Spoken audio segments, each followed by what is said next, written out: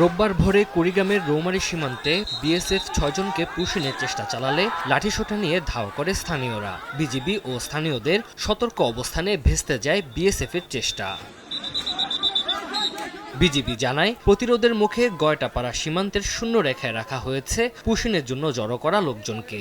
এছাড়া বন্ধুরচর সীমান্ত দিয়ে ৩ জনকে বাংলাদেশে পুশিনের চেষ্টা প্রতিহত করে বিজিবি। এর আগেও চলতি মাসে রৌমারী সীমান্ত দিয়ে পুশিনের চেষ্টা করা হয়। বিজিবির বাধার মুখে চুয়াডাঙ্গার দর্শনা সীমান্ত দিয়ে ১১ জনকে পুশিনের চেষ্টা করেও পারেনি বিএসএফ। পরে তাদের ভারতে ফিরিয়ে নেওয়া হয়। পুশিন প্রতিরোধে সীমান্তে সতর্ক অবস্থানে রয়েছে বিজিবি।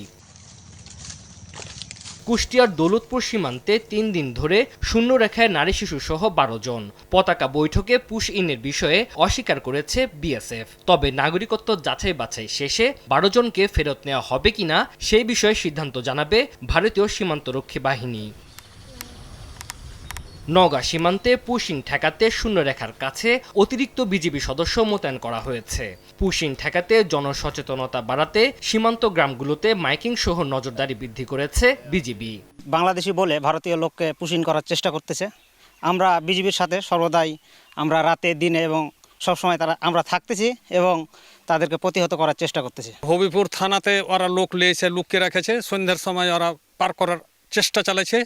আমরা লাঠি লাদনা নিয়ে মনে করেন যে বর্ডার হই হল্লা করে ঘেরাও করে আছে। বিএসএফ সন্ধ্যার পরে ফুট করে লাইট অফ করে দেয় রাত্রিবেলা, মানে এসারের পরপরই আর কি, মানে অফ করে দিয়ে ২-৩টা গাড়ি আসে, উপরে লোক উঠে রাখে, বুঝছেন, ওই লাইট করার পরপরই পার করার চেষ্টা করে। চাঁপাইনবাবগঞ্জে ৯ দিনে ২ দফায় বিএসএফ এর পুশিনের চেষ্টা প্রতিহত করেছে বিজিবি ও স্থানীয়রা। নদী ও বিলের নৌকা এবং ড্রোন ক্যামেরা দিয়ে টহল ও নজরদারি করছে বিজিবি। রাতের অন্ধকারে নাইট ভিশন ক্যামেরা দিয়ে চলছে নজরদারি। এছাড়া পুশিং ঠেকাতে ঠাকুরগাঁও সীমান্তে টহল জোরদার করেছে বিজিবি।